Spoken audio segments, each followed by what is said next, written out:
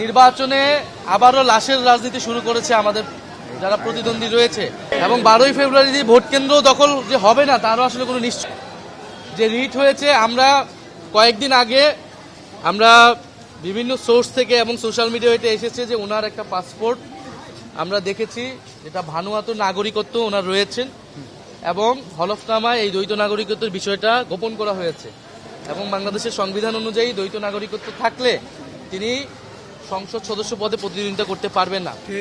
এবং যেহেতু ইলেকশন কমিশনের যে সময়টা ছিল আপিল করার সেটার পরে আমরা এই তথ্যটা পেয়েছি, ফলে কোর্টে যাওয়া ছাড়া এটা উপায় ছিল না।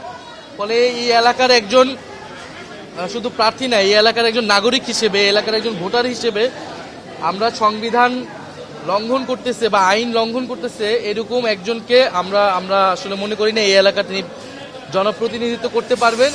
ফলে আমরা এই জন্য কোর্টে গিয়েছি যে বিজ্ঞ আদালত এই বিষয়ে আরো অনুসন্ধান করে তারা এই বিষয়ে যে আইন রয়েছে সংবিধান অনুযায়ী তারা রায় দেবেন এবং আমার পক্ষ থেকে আমাদের আইনজীবী ফোরাম যারা রয়েছে তারা এই বিষয়ে কোর্টে রিট করেছে। আমরা তো আইনের শাসন চাই, ফলে আইন যেটা বলবে, এখন আমরা বিভিন্ন সোর্স থেকে এটা ভেরিফাই করেছি, এখন এটা বাকিটা আদালতের বিষয়। তারা যাতে এইটা আসলে সম্পূর্ণ সত্যতা নিশ্চিত করে যেটা সত্য, যেটা ন্যায়, যেটা আইনসঙ্গত আমরা সেই ফলাফলটা যাচ্ছি, এটা কার পক্ষে বা বিপক্ষের বিষয় না। ঢাকা 11তে আসনে আপনারা চাইলে আমরা একটা রিপোর্ট আপনাদের দিতে পারবো যে প্রতিদিন নাহিদ ইসলামের কতগুলা বিলবোর্ড, কতগুলা ব্যানার, ফেস্টুন ছিঁড়ে ফেলা হয়, নামিয়ে ফেলা হয়। আমরা এই রিপোর্টটা দেখলেই এবং কর্মীদেরকে নানা ধরনের হুমকি দেওয়া, যারা আমাদের সমর্থক রয়েছে তাদেরকে প্রত্যক্ষ পরোক্ষকে হুমকি দেওয়া, ফলে এটা দেখলেই বোঝা যায় যে নাহিদ ইসলামের আসনে যদি এই অবস্থা হয় তাহলে সারা বাংলাদেশের আসনগুলোতে এটা করে আসলে আমাদেরকে দমাতে পারবে না।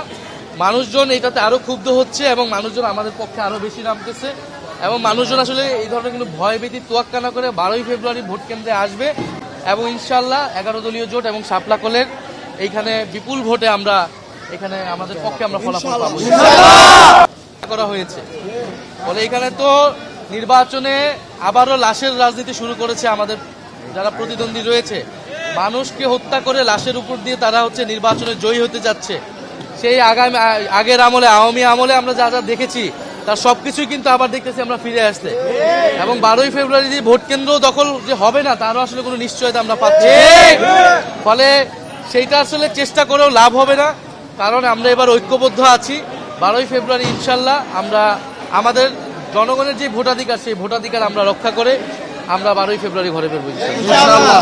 নির্বাচন কমিশনের কাছে আমরা অভিযোগ দিয়েছি, অন্তত 3-4 বার অভিযোগ দিয়েছি এই ব্যানার ফেস্টুন ছাড়া তারা কোনো ব্যবস্থা নেয় না আর কি। না, তারা তো এখন মানুষ কখন মিথ্যার আশ্রয় নেয়, কখন আসলে আইন ভঙ্গ করা শুরু করে, যখন সে সঠিক উপায়ে পারবে না, এই কারণেই তারা